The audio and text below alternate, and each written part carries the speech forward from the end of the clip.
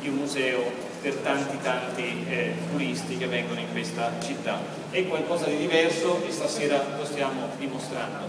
Grazie a tutti e un brevissimo saluto da parte di tutti coloro che questa sera rappresentano le varie istituzioni che hanno tanto lavorato per il successo della notte.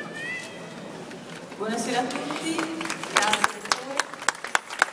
Io vi porto i saluti del signor Sindaco che non è potuto partecipare. Siamo felici di questa edizione, seconda edizione dell'Art Night, che rappresenta la vera città, la festa della città, la festa di Venezia per i veneziani.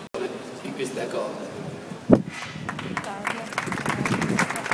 Buonasera, sono Ottavia Piccolo, sarò la voce di questa serata dedicata qui alle 21:30 a Wisława Szymborska, la poetessa polacca premio Nobel.